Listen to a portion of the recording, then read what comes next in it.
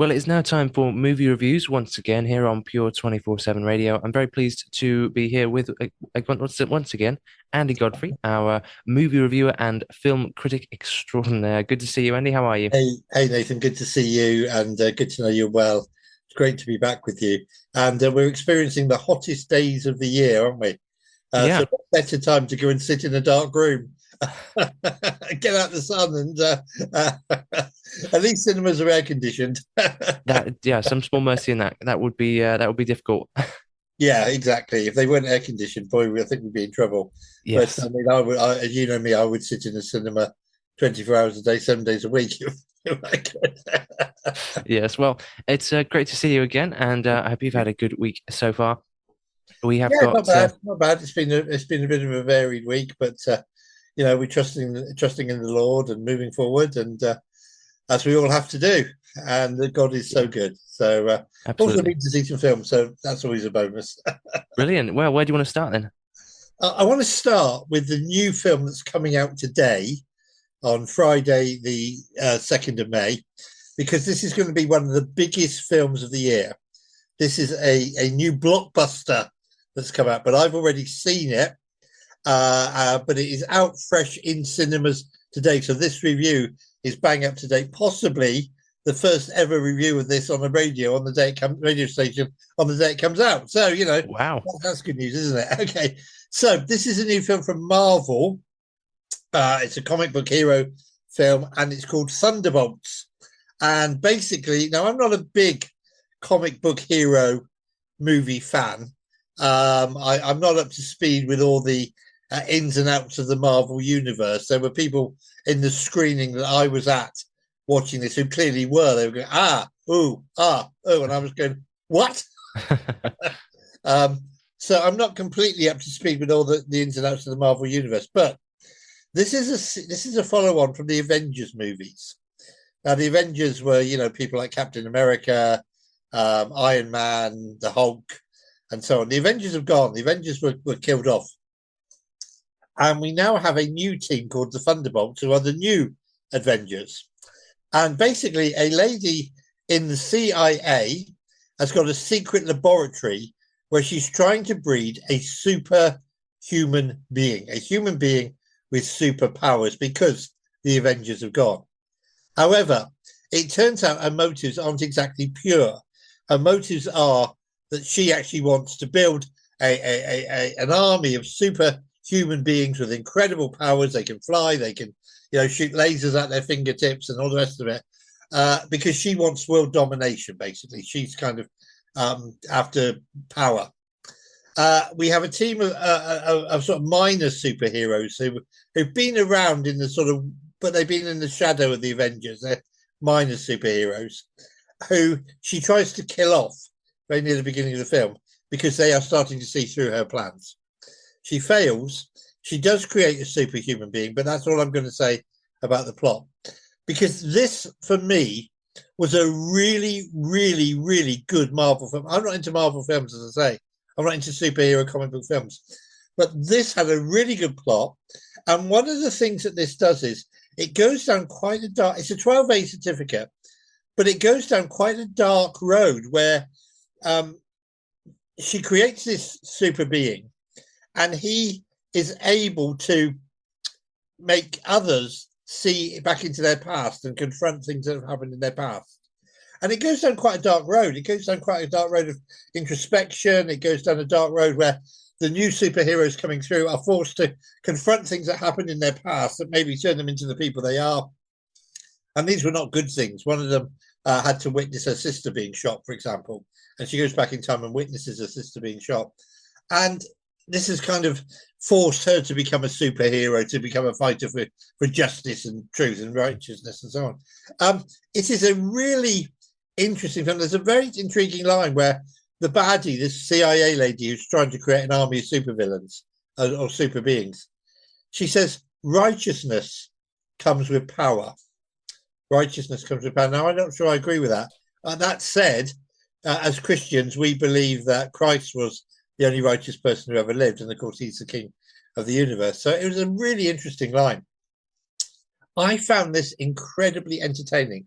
I went in thinking, oh, it's over 2 hours long. It's 2 hours 6 minutes long. I went in thinking another superhero movie. We've just had the latest Captain America, which had Harrison Ford turning into a monster at the end of the film, playing the President of America. And I went in thinking this is going to be more of the same. This is going to be smashy, bashy, crashy, people getting beaten up, houses being destroyed, bad guy trying to take over the world, goodies stop him, you know? It's not. It's really not. It's got a bit of that. All that stuff is in there. Otherwise, I don't think it would be a Marvel movie. But it's got a lot more, particularly this stuff where we go into the past and our heroes are forced to confront issues in the past that have turned them into the people they are. And at times it's quite slow. I mean, the first half hour, we're talking about an action movie. We're talking about a big summer blockbuster. I mean, this is scheduled to be one of the big summer blockbusters of the year. It won't be the biggest, and I'll tell you what that will be in a minute. But and it's really slow the first time, and I thought this isn't what I was expecting, and that intrigued me. That got me into the story. That gave me time to breathe. That gave me time to get to know the characters, so that by the time the smashy action, crashy stuff comes at the end of the film, I genuinely was caring for them. I genuinely started to care for the characters because the film had taken its time in introducing the characters to me. So I sat there pleasantly surprised at how much I was enjoying it. I went thinking, oh, I'm going to be bored. Same old, I know what's coming. And actually, Marvel have done a really good job. So I should say for people who are going to see it, it's a 12A certificate. So maybe, kids will want to go and see it. It's the latest superhero movie.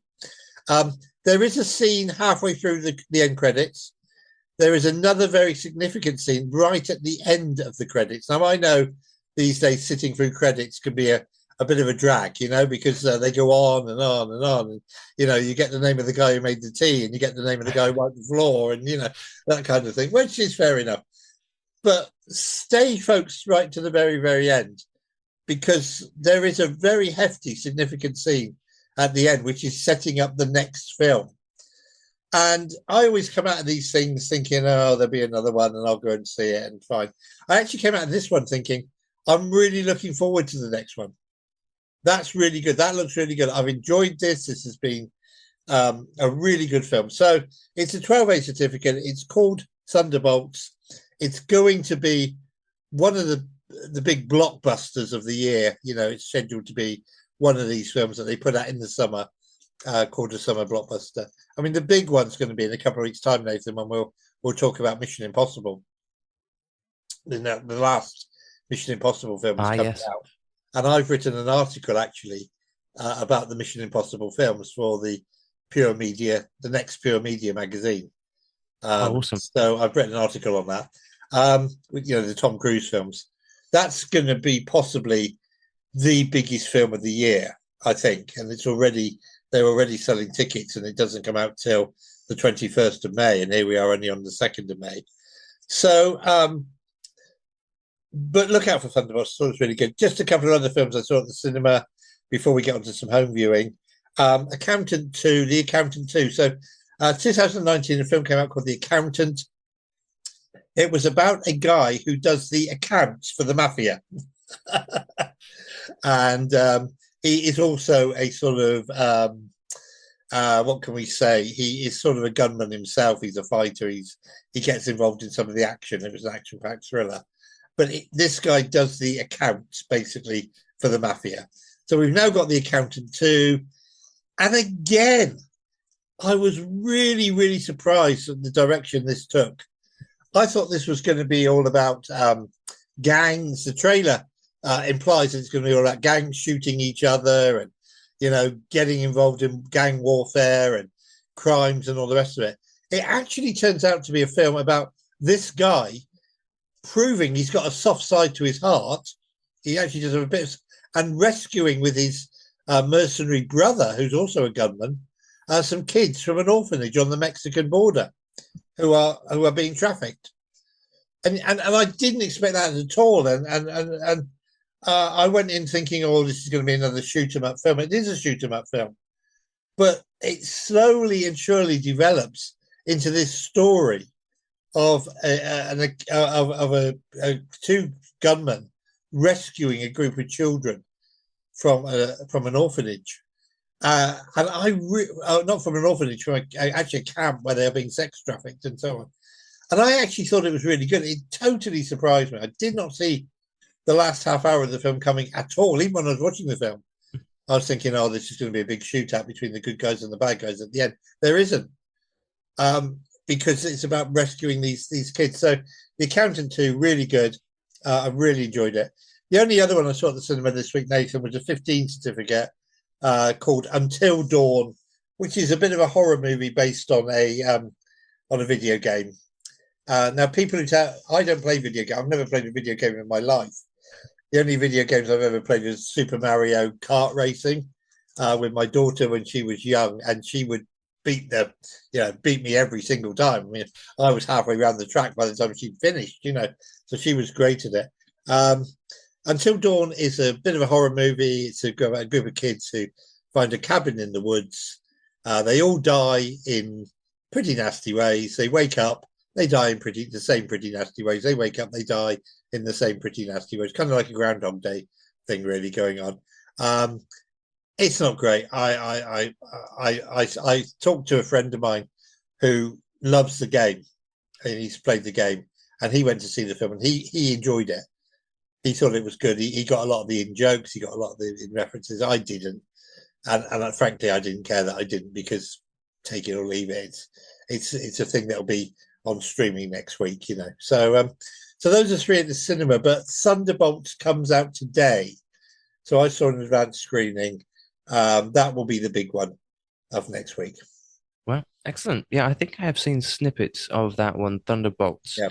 circulating on social media and such places. It Yeah, does look quite good. You've seen some of those, like you say, the side characters that have been there throughout lots of the Marvel films, but not necessarily taking what's the word, the center stage, as it were. exactly. Yeah, exactly. And there are references to other Marvel films within it. There's actually a reference to the recent Harrison Ford film All right. in it. There's a line. And yeah, you're absolutely right. But it surprised me in the direction it went, with this fantasy element of being able to go into your past and being confronted with bad things that have happened in your past. And it made me think.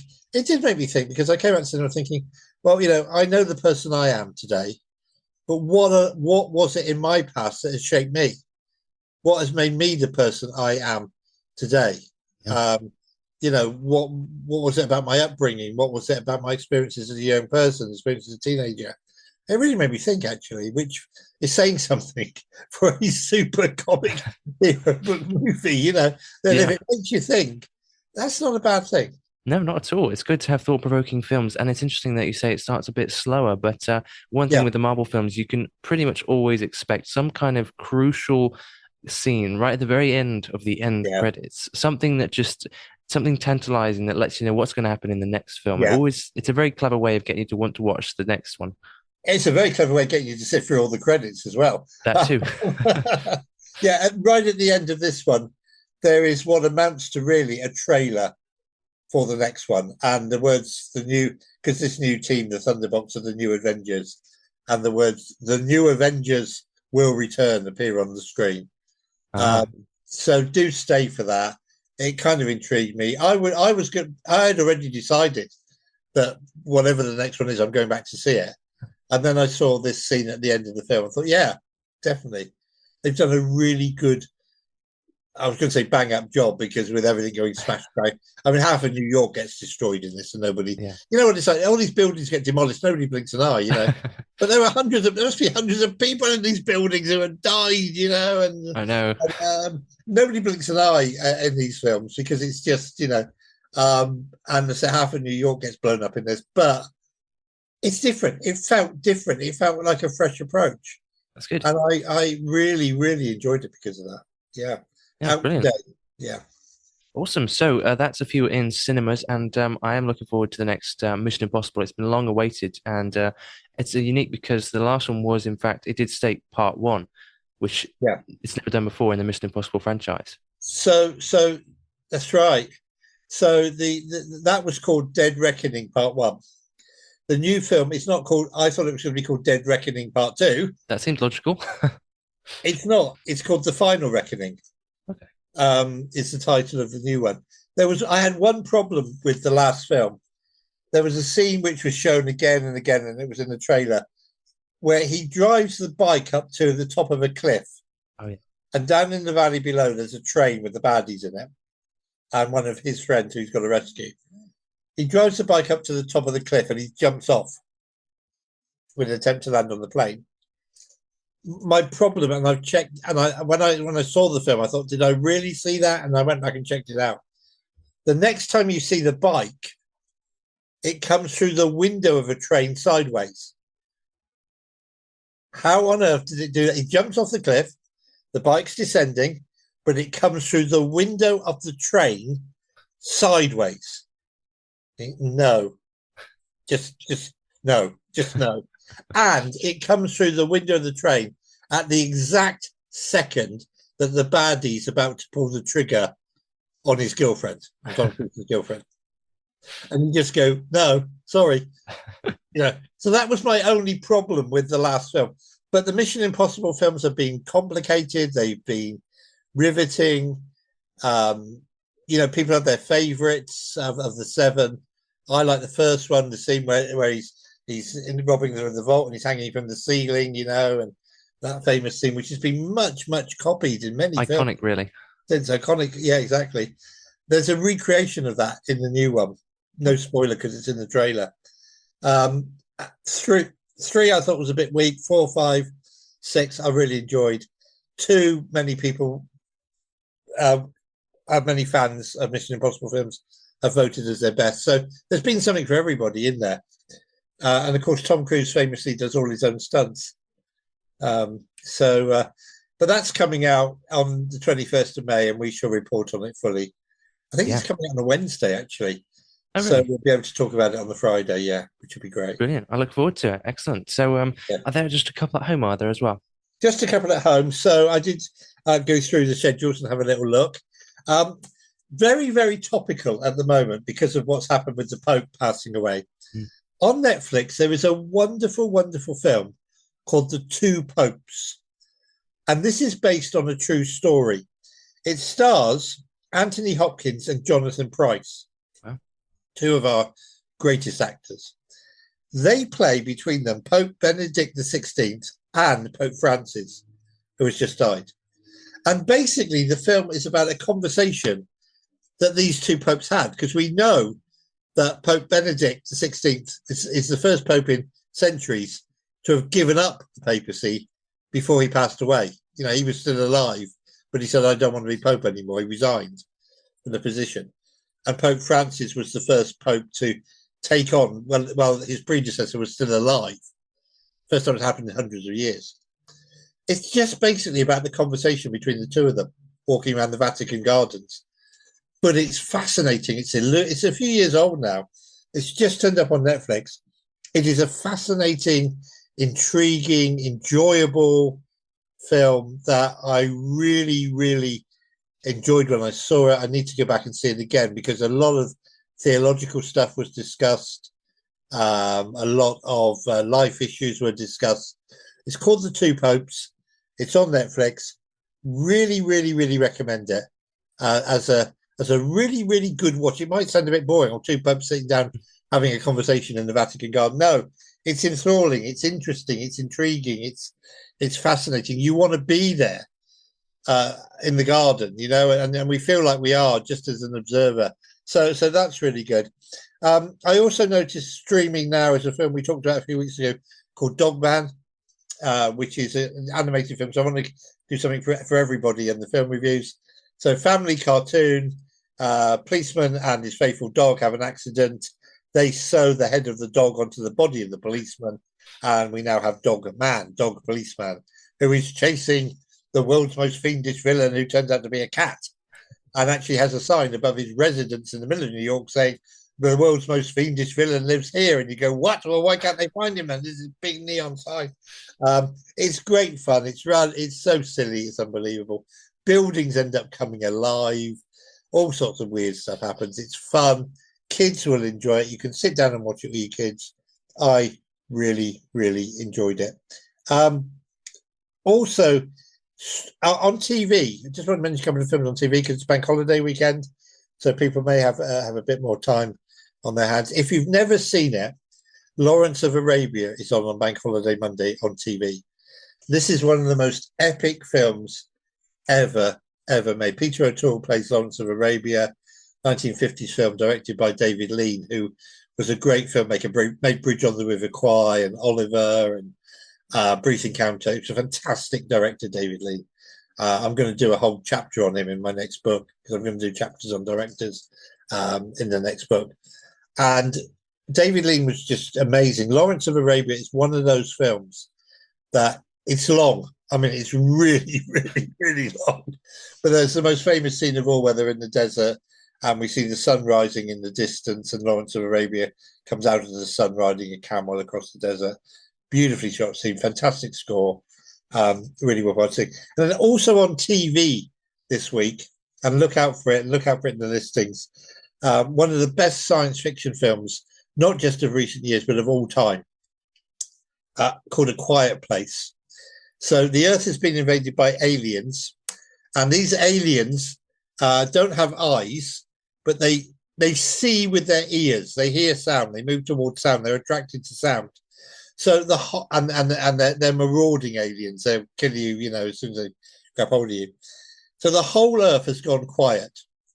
The whole Earth has gone quiet because if you make a sound, you attract the aliens that have invaded the Earth. We follow the exploits of one particular family. There's a little girl in the family who is actually played by a deaf girl, deaf actress. So she's doing sign language and obviously keeping quiet.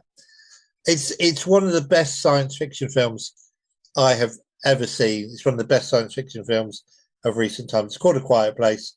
They made 2 more films in the series, which are also worth checking out. But Quiet Place is on terrestrial TV this week, as is another science fiction film called Nope, which is on Channel 4. This is about people living in the Midwest in America, in Texas, in the middle of nowhere, who starts to see aliens buzzing around. Why aliens always buzz around and people in the middle of nowhere is beyond me. They always did in the X-Files. Maybe it's because they don't want to be seen themselves. But Nope is a good film. So there's 3 to watch on TV, or 4 rather, or 5 actually. 2 Popes, really good, really intriguing. Dogman for all the family. Lawrence of Arabia, A Quiet Place, and Nope. So there is something for everybody again. And next Friday, I've already checked, there is a film on TV next Friday. And when we get to next Friday, I am going to be singing its praises. A little clue in the word singing. But there's a film on TV next Friday that I will be highlighting. It will be on our 3-in-1 as the #1 film to watch. So please look out for that. And again, Nathan, if anybody's listening and they want to email in and just tell me that I'm talking rubbish, or they agree with me on my assessment of any film, obviously we'd love to hear from people. Yeah, absolutely. Let us know. Open up a discussion about this because, after all, film reviewing, as you say, is always a very subjective thing. I mean, what one person considers an epic classic, another might consider rather boring. On the other hand, somebody might love a particular genre, another person might not particularly enjoy it. So, yeah. Yeah. I mean, the film that I'm going to talk about next week, some people in my family hate it. I love it. 2001: A Space Odyssey is a film that divides our family. I think 2001: A Space Odyssey is an absolute classic. I think it's a brilliant, brilliant film. Every time it's on, my brother sends me a text that either says, I've just cut the lawn so I can sit back and watch the grass grow because it's more interesting than that film. Or I've just painted the door so I can sit back and watch the paint dry because it's more interesting than that film as well. And I get a message every single time that film is on. And I've been to the cinema to see it a couple of times, 2001: Space Odyssey. And I absolutely love it to bits. But, some people think it's the most boring movie ever made. And as you say, that's the great thing. We can agree to disagree. And on yesterday was the 1st of May, and on the film group I run on Facebook, we always vote on the 1st of the month for the best film of the previous month. So I've asked people to vote for the best film of April. And we will get people voting for films that I thought were rubbish. I voted for a film that other people will love, but some people say, Andy, why are you voting for that? And you're right, but it's fun. Yeah. This is what I wanted with my book. I actually wanted people to have fun with my book as well. And it was our great, great friend, Steve Legg, who said to me, well, in the back of your book, why don't you list your 100 greatest movies of all time? And I did. And if anybody gets the book, it's called Confessions of a Christian Film Critic. In the back, I've listed what I think are the 100 greatest movies of all time, not necessarily in order. And looking at it now, I would probably change a few things because new films come out as well. Yeah. Or you see films. But I did that at Steve's suggestion. And Steve was just great, obviously, as we know, making suggestions. And had so many people commented more on that section of the book than any other section. Because how could you have Raiders of the Lost Ark at number one? It's not the greatest movie ever made. The fact of the matter is, Raiders of the Lost Ark is the greatest movie ever made. Yeah. That's a fact. I mean, any other opinions? All opinions are welcome, but other opinions are wrong. And that section of the book just prompted more reaction than anything else. It's funny, isn't it? Yeah, absolutely. And do check out Andy's book. It's brilliant. I've read it myself. I even got an autographed copy, which is absolutely brilliant. It's Faith on Film. Post to you, Nathan. What's that? I'll put one in the post to you. No, I have got an autographed copy. Oh, you've got an autograph? I thought you said you had it. Oh, you got No, sorry, I have. Yes, we caught up at the gathering, and you gave me actually signed a copy for me, which was brilliant. You can pray for me because I'm working on. I've set aside tomorrow to do some writing, and I'm hoping. I've done a couple of chapters of the new book. I'm hoping tomorrow to really get stuck in and do 3 or 4 chapters. Yeah. And what we did with the first book was in between each chapter, we had what we called an intermission. Yeah. It was a review that I'd written of a particular film. So what I want to do with this one is in between each chapter, we're going to have an intermission again, but it's going to be my favourite film directors. Oh, interesting. So Hitchcock, Spielberg, Billy Wilder. We'll do different, Ridley Scott. We'll do different film directors in the new book. Yeah, that sounds good. I look forward to it. So yes, that's Faith on Film, Confessions of a Christian Film Critic. And do let us know your thoughts on some of these films. Maybe you think Andy's absolutely right. It's on his thoughts on these films. Maybe you do think as he thinks something's rubbish or something's really good, but maybe you think the opposite. Let us know. Let's have some fun and debate it. But thank you so much, Andy, for bringing us movie reviews today, and I hope you enjoy your long weekend with the bank holiday. Thank you, Nathan. I'm preaching at a church in Reading. Southcote Evangelical. If anybody's around in Reading on Sunday, pop in and say hi. That'd be great. We're going to do a little plug for Pure 247 Radio, and I hope you guys have a great weekend as well. Thanks so much, Andy. Pleasure. Here at Pure 247 Radio, we have had the privilege of speaking to some amazing people with amazing stories. Now, what about, I thought I'd go a bit further, what about goat and sheep's milk? Yeah. Becoming quite popular. Very similar to cow's milk. So we don't use it in the first year of life, you can afterwards. And their nutrient profiles, how good they are, is pretty similar to cow's milk. Allergenicity, how often do they cause allergies? About the same. They're a bit more expensive sometimes. It's pretty equivalent. Yeah, we're really excited, especially excited for Josh because it's his first book and he's really passionate with that Gen. Did you say Gen Z or Gen Z? I've heard it said in I don't know. I'm too old. I don't know. Yeah, we're not in that age category, so we've not got a clue what they're called. It's a pot boiler. It's a good, exciting popcorn thriller. I didn't think it was anything too special, but I think watching it at home, people will probably enjoy it more than I did going to the cinema to see it. Really good film. I love it. I walk into a cinema and I turn my phone off. Nobody can get hold of me for a couple of hours. I'm in a completely other world. Every single time I go to the cinema, and for me, it's like going to Oz. It's like going to another world and escaping and relaxing, and I thoroughly enjoy it. If you have missed any of these interviews or would like to hear them again, you can. Simply head over to our catch-up section at www.pure247radio.org. That's www.pure247radio.org.